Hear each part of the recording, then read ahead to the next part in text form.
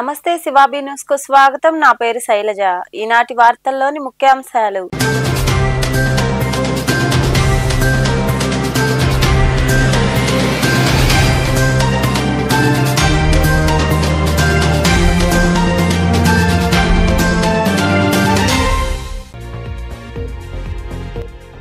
TDP ప్రభుత్వం వచ్చిన తర్వాత యమధర్మ పాలన సాగుతోందని, శాంతి భద్రతలు లోపించాయని గూడూరులో ఏర్పాటు చేసిన మీడియా సమావేశంలో మాట్లాడిన ఎమ్మెల్సీ మేరుగ మురళీధర్.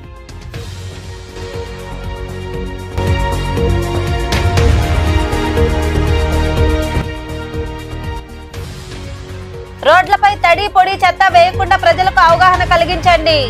నాయుడుపేటలోని అంబేద్కర్ భవన్ లో జరిగిన సమావేశంలో మెప్పా సభ్యులకు సూచనలు ఇచ్చిన పురపాలక కమిషనర్ ఫజలుల్లా.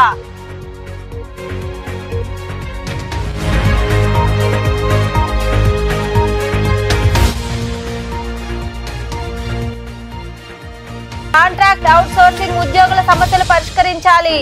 వాకాడ్లోని పలు ప్రభుత్వ కార్యాలయాలు, గురుకుల పాఠశాలలకు అసోసియేషన్ క్యాలెండర్లు అందజేసిన నాయకులు హేమంత్ తదితరులు.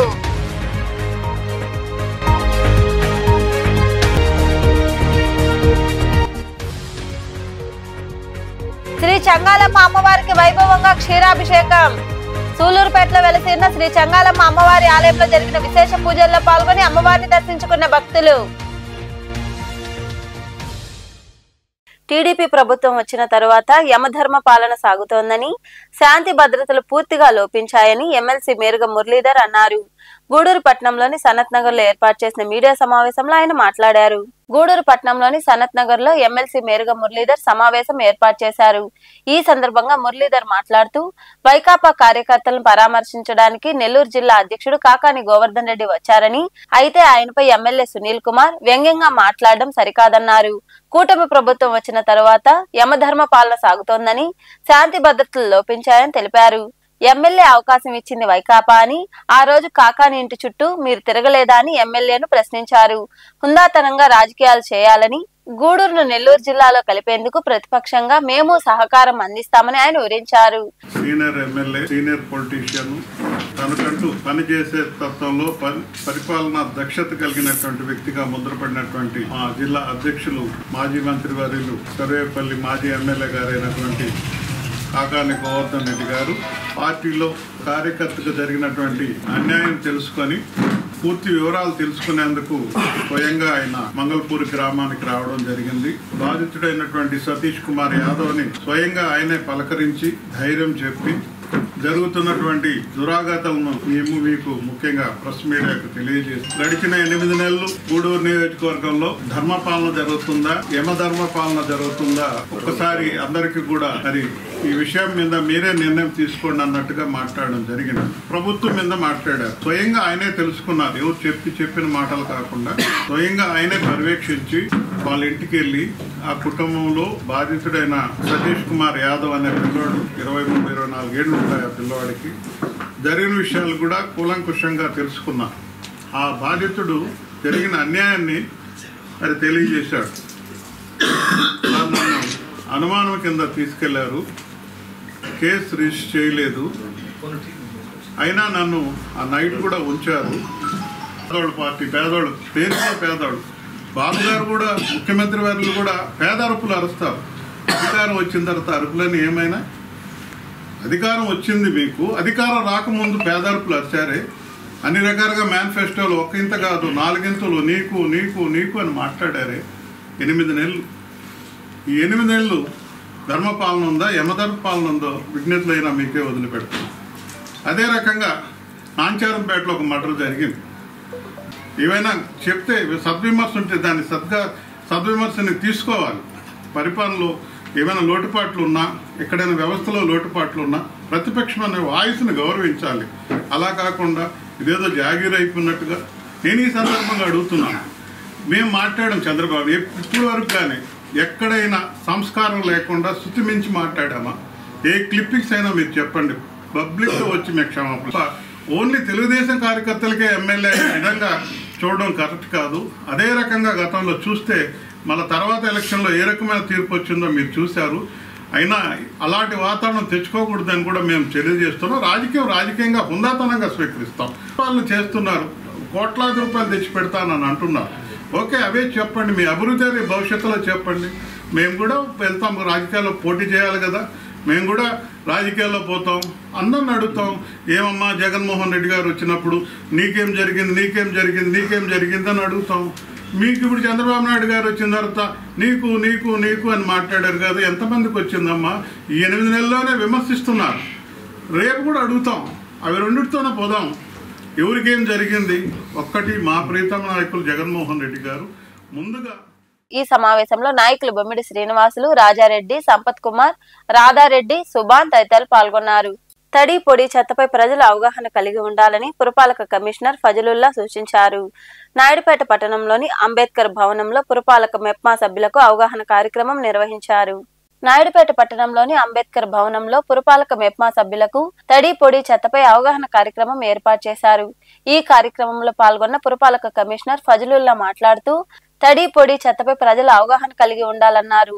రోడ్ల మీద, ఇళ్ల బయట తడి పొడి చెత్త వేయకుండా ప్రజల్లో అవగాహన కలిగించే విధంగా మెప్మా సభ్యులు బాధ్యతలు తీసుకోవాలని సూచించారు. నాయుడుపేట పురపాలక సంఘాన్ని పరిశుభ్రంగా ఉంచే బాధ్యత పారిశుద్ధ్య కార్మికులతో పాటు ప్రజలకు కూడా ఉందని ఆయన వివరించారు. తెలుగులో ట్రాన్స్లేషన్ జరుగుతుంది, మీకు అర్థం ఉండొచ్చు కాకపోవచ్చు, కానీ ఇప్పుడు చక్కగా తెలుగులో మన రిసోర్స్ పర్సన్ రజని తెలుగులో చెప్పడం జరుగుతుంది. ముఖ్య ఉద్దేశం ఏంటంటే, ప్రభుత్వ యొక్క ముఖ్య ఉద్దేశము తడి చెత్త పొడి చెత్త వీటిని వేరు చేయాలి. ఇది గతంలో మనం అందరం చేసినటువంటి వాళ్ళమే. మళ్ళీ ప్రభుత్వం ఈ ప్రతి ఇంటి నుండి వచ్చే చెత్త ఏదైతే ఉందో ఇంటి దగ్గరే తడి పొడి వేరు చేసి ఇవ్వాలి. అది దానివల్ల జరిగే లాభం ఏంటి, చేయపోతే జరిగే నష్టాలు ఏంటి అనేది కూడా ఇప్పుడు అతను చెప్పడం జరిగింది. ఇప్పుడు రజని ఇప్పుడు మళ్ళీ తెలుగులో ఈ సమావేశంలో అధికారులు, సిబ్బంది తదితరులు పాల్గొన్నారు. మెడికల్ ధర తగ్గాలి, మెడికల్ బిల్లులతో పేద కుటుంబాలు ఆర్థికంగా చితికిపోతున్నాయని ముఖ్యమంత్రి చంద్రబాబు అన్నారు. గుంటూరులో కిమ్స్ ఆసుపత్రి ప్రారంభోత్సవంలో పాల్గొన్న ఆయన మాట్లాడుతూ వైద్య ఖర్చులు తగ్గాల్సిన అవసరం ఉందని తెలిపారు. వైద్యులకు ఆసుపత్రుల అభివృద్ధి ఎంత ముఖ్యమో సమాజ సేవ కూడా అంతే ముఖ్యమన్నారు. అనవసరంగా ఆసుపత్రిలో ఉంచి గది బిల్లులు వసూలు చేసే విధానం మారాలని, అవసరమైతేనే ఆసుపత్రికి రోగిని తరలించే పరిస్థితి రావాలని సీఎం చంద్రబాబు సూచించారు. ప్రభుత్వంలో కూడా మొత్తం డేటా తీసుకున్న తర్వాత మెడికల్ కాస్ట్ ఎట్ట తగ్గించాలని ఆలోచిస్తున్నాం. ఈ రోజు పేద కుటుంబాలన్నీ చితికిపోతున్నాయి. ఓసారి బాధేస్తుంది, ఓసారి ఒక్కొక్క పేషెంట్ కి 60 లక్షలు 70 లక్షలు కోటి రూపాయలు మెడికల్ బిల్లు వచ్చే పరిస్థితి వస్తా ఉంది. చాలా మంది ఆస్తులు అమ్ముకొని కూడా ప్రాణాలు కాపాడుకోవడానికి కష్టపడి ముందుకు పోయే పరిస్థితి వస్తున్నారు. ఓసారి బతుకుతున్నారు, ఒకసారి చనిపోతున్నారు. కానీ చనిపోయిన తర్వాత ఆ ఫ్యామిలీని చూస్తే ఫైనాన్షియల్ గా చితికిపోయే పరిస్థితికి వస్తున్నారు. ఇవన్నీ దృష్టిలో పెట్టుకుని ఎలాంటి మెకానిజం మనం తీసుకురాగలుగుతాం, పేదవాళ్ళ ఆరోగ్యాన్ని ఏ విధంగా కాపాడుతాం, అందరికీ ఆరోగ్య ఖర్చుల్ని ఏ విధంగా తగ్గించగలుగుతామో దీనిపైన మేధావులందరూ ఆలోచించాల్సిన అవసరం ఉంది. నేను కూడా ఆలోచిస్తున్నా. ఈ రోజు హాస్పిటల్లో కూడా ఇంకొక విషయం కూడా, ఇక్కడ డాక్టర్స్ ఉన్నారు, కొంతమంది ప్రైవేట్ మెడికల్ కాలేజెస్ కూడా ఉన్నాయి. మీరందరూ కూడా శ్రద్ధ పెట్టాలి. మీరు మీ హాస్పిటల్ మేనేజ్మెంట్ ఎంత ముఖ్యమో సమాజం కూడా అంతే ముఖ్యం. ప్రివెంటివ్ హెల్త్ గురించి మీ అందరి బాధ్యత. ప్రజా చైతన్యం తీసుకురావాల్సిన అవసరం ఉంది. అదే సమయంలో రియల్ టైం మానిటరింగ్ కూడా. చీటికి మాటికి మీరు హాస్పిటల్ అందరినీ పేషెంట్లు చేర్చి తద్వారా వాళ్ళకు రూమ్ రెంట్లు వేసి విపరీతంగా భద్రత పెంచేసే పరిస్థితికి వస్తున్నారు. ఈ రోజు వేరబుల్స్ వచ్చాయి. ఏ డిసీజ్ వచ్చినా ఆయన ఇంటి దగ్గర ఉంటే మీరు ఇక్కడ నుంచి మానిటర్ చేసి అవసరమైనప్పుడు అతను హాస్పిటల్ షిఫ్ట్ చేసే మెకానిజం వస్తా ఉంది. అంబులెన్సెస్ ఉన్నాయి. అంబులెన్సెస్ కూడా మనకు కావలసిన ఎక్విప్మెంట్ అంతా పెట్టే పరిస్థితికి వస్తున్నాం. అందుకని అందరం కూడా ఆలోచించుకోవాల్సింది, రాబోయే రోజుల్లో మానిటరింగ్ కూడా పేషెంట్ ఎక్కడుంటే అక్కడ చేసి అవసరమైతే హాస్పిటల్ తీసుకురావడం, అవసరమైతే ఆపరేషన్లు చేసే పరిస్థితి రావాలి. అప్పుడే కాస్ట్ తగ్గించగలుగుతాం. ఇవన్నీ కూడా టెక్నాలజీ వచ్చింది కాబట్టి మనం సమర్థవంతంగా చేసే పరిస్థితి వస్తుందని చెప్పి కూడా నేను మీకు తెలియజేస్తున్నా.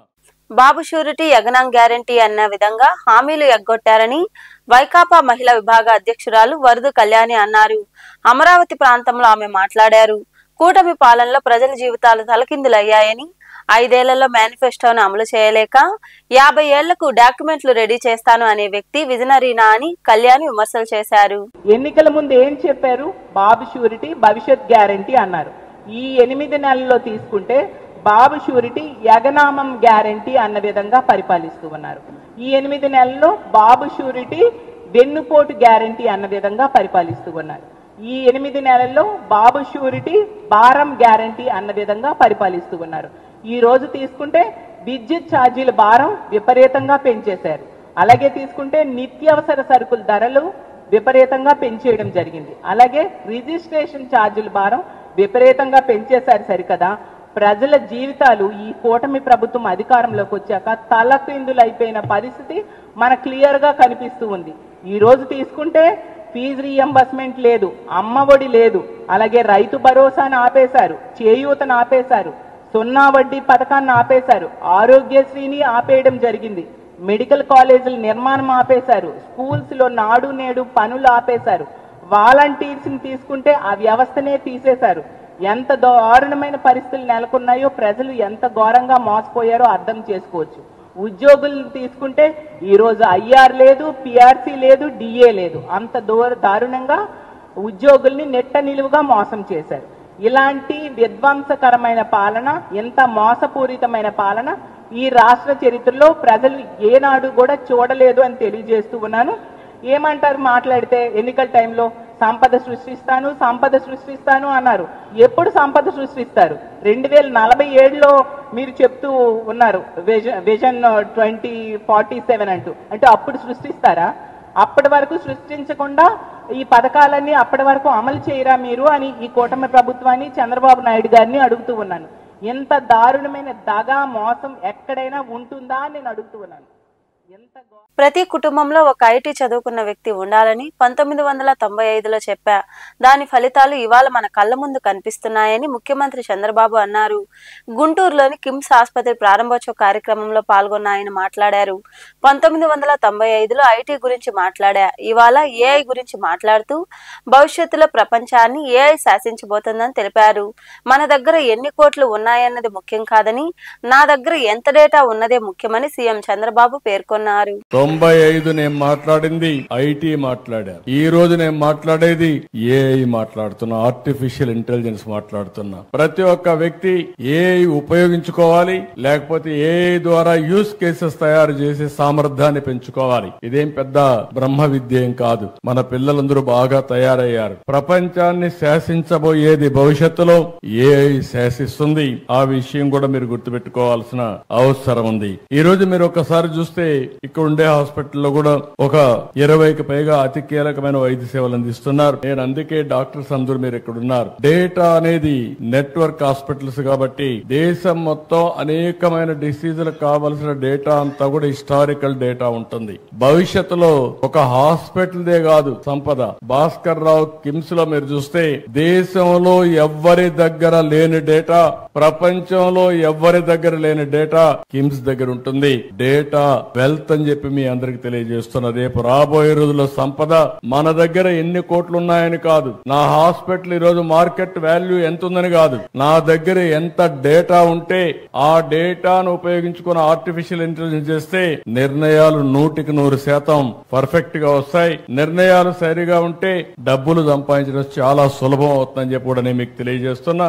అతి తొందరలోనే డేటా కింగ్ గా హెల్త్ లో భాస్కర్ రావు తయారు కాబోతున్నాడు అని చెప్పి కూడా నేను మీకు తెలియజేస్తున్నా. అంటే ఒకసారి డేటా వచ్చిన తర్వాత ఇంకొక పక్కన మీరు చూస్తే రియల్ టైం డేటా అన్ని ఐఓటీలు వచ్చేసాయి, వేరబుల్స్ వచ్చేసాయి. ఈ రోజు హాస్పిటల్లో డాక్టర్లు కూడా మీరు చూస్తే ఆపరేషన్ చేస్తా ఉంటే ఏఐ ద్వారా మీకు మొత్తం గైడ్ చేసే పరిస్థితికి వచ్చింది. నువ్వు ఇక్కడ తప్పు చేస్తున్నావు, ఇది కరెక్ట్ గా చేయి, ఇక్కడే ప్రేషన్ ఉంది, ఇక్కడ చేయాలని చెప్పి మిమ్మల్ని గైడ్ చేసే పరిస్థితికి వస్తా ఉంది. దీని వల్ల ఏం జరుగుతుందని మీరు ఆలోచిస్తే ఈ డేటా, ఈ యొక్క గైడెన్స్ వల్ల మామూలు డాక్టర్ కూడా ఎక్స్ట్రార్డినరీ ఆపరేషన్ చేసే పరిస్థితికి వస్తున్నాడు. అలాంటి నాలెడ్జ్ వచ్చేది మనం గుర్తుపెట్టుకోవాల్సిన అవసరం ఉంది. అందుకే నేను ఒకటే చెప్తున్నా, డెడ్లీ కాంబినేషన్ టెక్నాలజీస్ అన్ని కూడా సౌండ్ గా వచ్చాయి. ఇంకొక పక్క నాలెడ్జ్ కూడా మెచ్యూరిటీ వచ్చింది, డేటా కూడా వచ్చే పరిస్థితి వచ్చింది.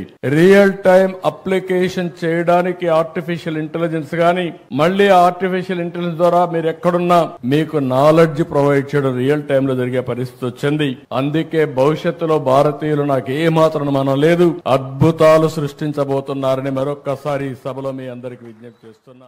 వాకాడ్లోని పలు ప్రభుత్వ కార్యాలయాలు, గురుకుల పాఠశాలను contract and out sourcing employees association జిల్లా ప్రధాన కార్యదర్శి పనబాక హేమంత్ తదితరులు సందర్శించారు. ఆయా శాఖల అధికారులకు అసోసియేషన్ క్యాలెండర్ అందజేశారు. అనంతరం హేమంత్ తదితరులు మాట్లాడారు. ఈ కార్యక్రమంలో దేవ, ఇంద్రప్రసన్న, కస్తూరయ్య, రాజకుమారి, దావీదు, సుబ్బయ్య, నాగరాజు తదితరులు పాల్గొన్నారు.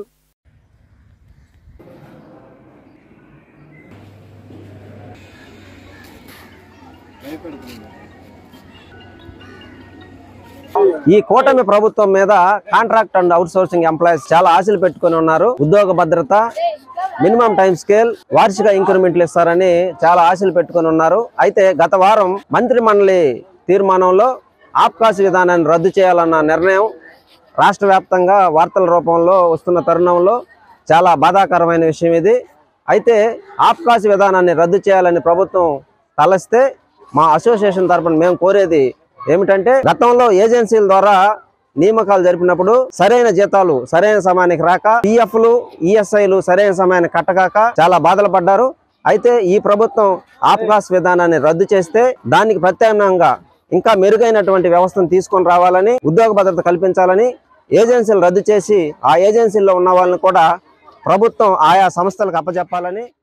మహిళ ప్యాంట్లో సెల్ ఫోన్ పేలిన సంఘటన బ్రెజిల్లో చోటు చేసుకుంది. భర్తతో కలిసి సూపర్ మార్కెట్లో షాపింగ్ చేస్తుండగా ఆమె వెనుక పాకెట్లో ఉంచుకున్న సెల్ ఫోన్ ఒక్కసారిగా పేలింది.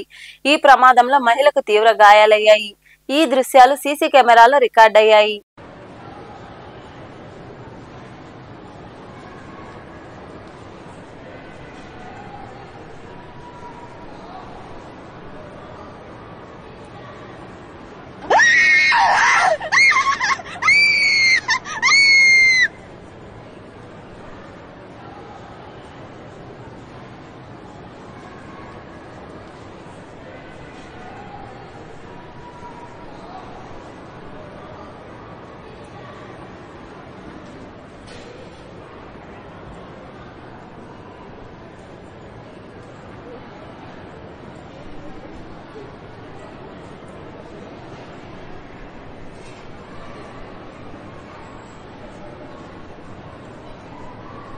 ఉమ్మడి నెల్లూరు జిల్లా సూలూరుపేటలో కొలువైయున్న శ్రీ చెంగాలమ్మ పరమేశ్వరి అమ్మవారి ఆలయంలో శ్రీ క్రోధినామ సంవత్సర మాఘ పౌర్ణమి సందర్భంగా అమ్మవారికి క్షీరాభిషేకం వైభవంగా జరిగింది. ముందుగా చెంగాలమ్మ అమ్మవారి ఎదుట 108 కలశాలను వేద పండితులు స్థాపన చేసి పూజలు చేశారు. పూజల అనంతరం కలశాలను చేతపట్టుకుని భక్తులు ఆలయం చుట్టూ ప్రదక్షిణలు చేశారు. అమ్మవారికి నిర్వహించిన క్షీరాభిషేకాన్ని భక్తులు కనులారా వీక్షించారు. అనంతరం పౌర్ణమి చండీయాగం పూజలు నిర్వహించారు.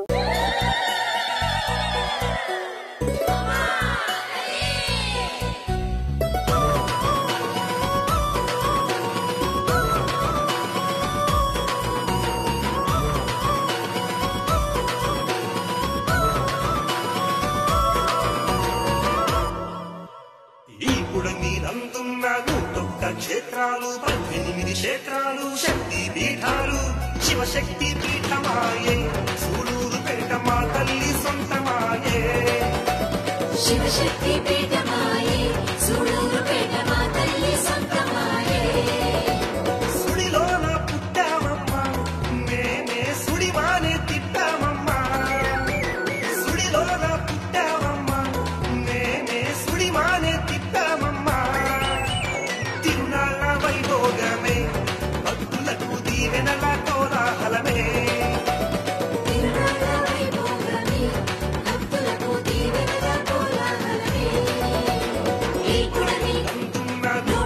క్షేత్రాలు 18 క్షేత్రాలు శక్తి పీఠాలు శివశక్తి పీఠమాయే సూలూరుపేట మా తల్లి సొంతమాయే శివశక్తి పీఠమాయే సూలూరుపేట మా తల్లి సొంతమాయే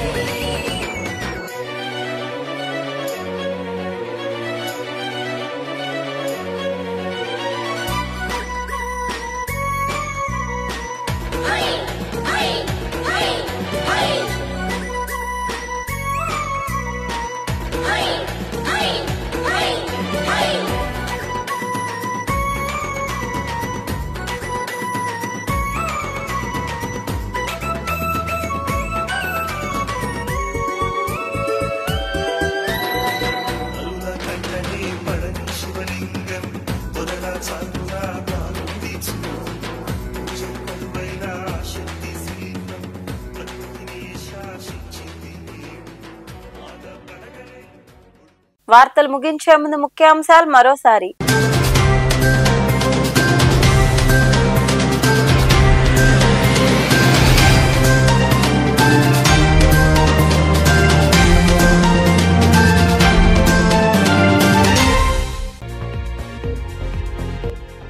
టీడీపీ ప్రభుత్వం వచ్చిన తర్వాత యమధర్మ పాలన సాగుతోందని, శాంతి భద్రతలు లోపించాయని గూడూరులో ఏర్పాటు చేసిన మీడియా సమావేశంలో మాట్లాడిన MLC Meruga Muralidhar.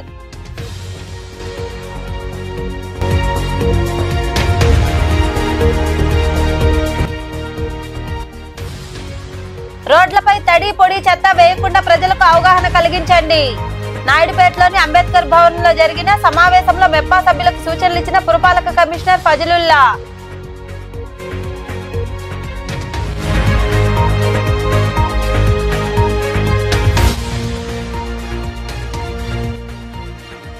Contract out sourcing ఉద్యోగుల సమస్యలు పరిష్కరించాలి. వాకాడ్లోని పలు ప్రభుత్వ కార్యాలయాలు, గురుకుల పాఠశాలలకు అసోసియేషన్ క్యాలెండర్లు అందజేసిన నాయకులు హేమంత్ తదితరులు.